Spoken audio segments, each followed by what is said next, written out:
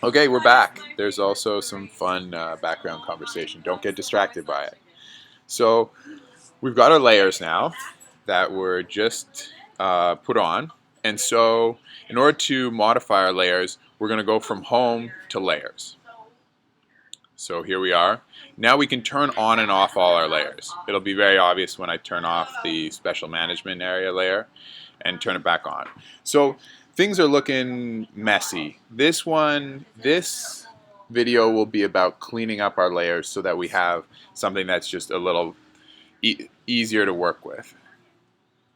So the first thing is we've got all these labels, and we don't really want the labels for now. So most of those are labels on our active forest cut blocks. So we'll click the arrow on the side, and we'll go toggle labels. Boom, the labels are gone. Now we want to talk about, we'll go back to this main menu, we want to talk about layer visualization. Because right now, although you can see all these blocks on here, what you can't tell is that what's labeled as an active forest cut block is often a retired forest cut block that's been reopened for shake blocking, or maybe just to mess with people like us using this map. It's unsure. It can't be determined as of yet. So in order to differentiate what's an old cut block from what's a new cut block, we're going to want to look at the satellite images that show us what's already been logged. So we're going to come down here to roads and change our underlay to imagery. You can see there's other ones. Feel free to play around with those.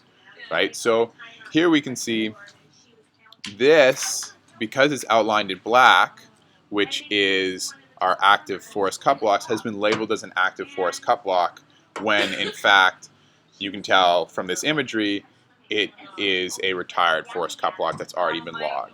So in order to help us just visualize things better, we're going to zoom out a bit, and we're going to start playing with the visualization of all these layers.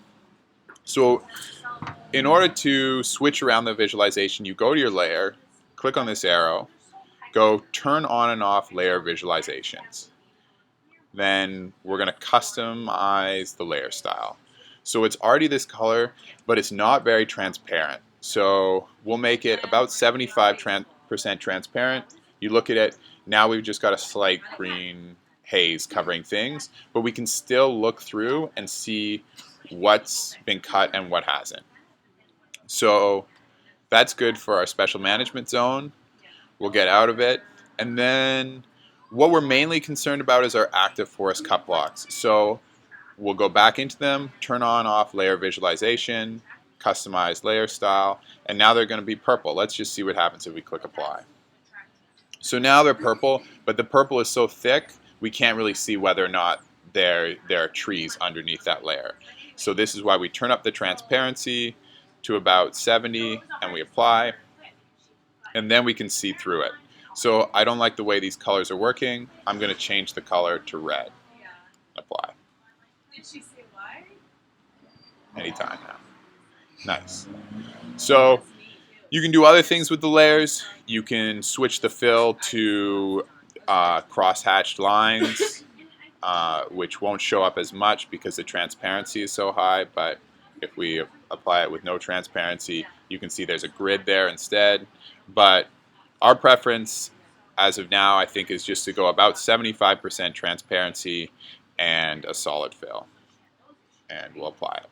Nice. So now we've got something here where we can skim through this map and we can look and say, okay, it's saying all these are active forest cut blocks, but the only ones that might be truly active are these cut blocks here.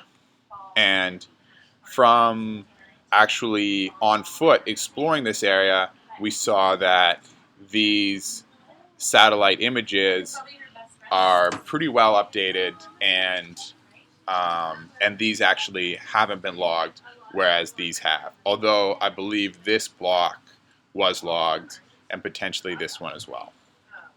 So there is often a disconnect between these satellite images and reality because they're a little old. That's it for this video on customizing the layer visualization.